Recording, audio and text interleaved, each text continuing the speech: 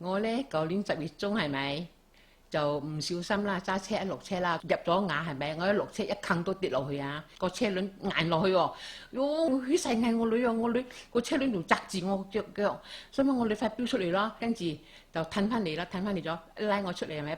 快啲拎第二架車就載我去睇醫生，啲醫生係咪就睇到咁緊要，即刻幫我整啦係咪？幫我打針咯，止血啦，洗啦，咁樣樣係咪？佢講哇咁緊要啊！你連針我連好多針下，佢咁樣講。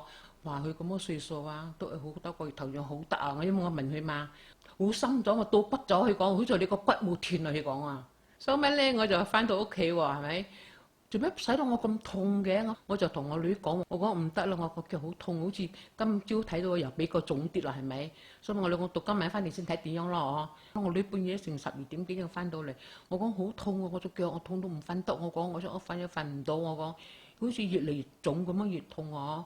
我想講睇聽日先咯，咁樣係咪？哇！真係到天光啊，痛到天光我都冇瞓到啊！我等我女落到嚟9點幾成10點6，我講我唔得啦，我睇我一路睇緊另外個醫生啦，我唔得啦，我講，所以咪下晝我就去啦。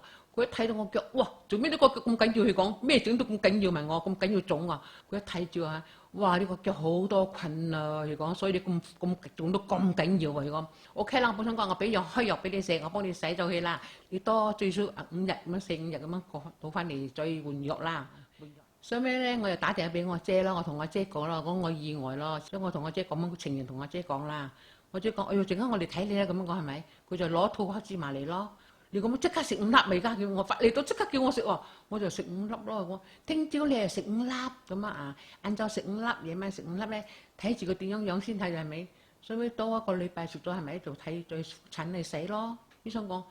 哇！好快喎，乾水落去講唔使驚，好快好過落去咁樣講係咪？佢又諗住開藥俾我食，我又食佢個藥，我冇食佢個藥咯，止痛藥都唔食佢嘅。嗰啲咩炎咩發燒炎咩藥我都冇食佢噶，我唔食，我好驚食藥嘅，我唔食，我就冇幫醫生講啊。所以咩咧？我大量食咗5粒咁樣寫，我食咗3罐啦，係咪？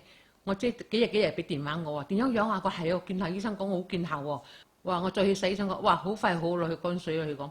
我問醫生仲你冇洗冇？如果唔洗落啲乾水落去講，好快好耐講都好晒啦。我講，所以咪我冇去洗咗。收尾係咪？我個膝頭啊好痛噶，又唔踎得喎，係咪？上樓上痛啫，落樓下更加痛啊！所以我整到腳嗰陣時係咪？我即係叫我大量食啦，5粒食啦。話我腳板又好咗，跟住膝頭又好咗，又唔會痛咗，幾開心啊！係嘛？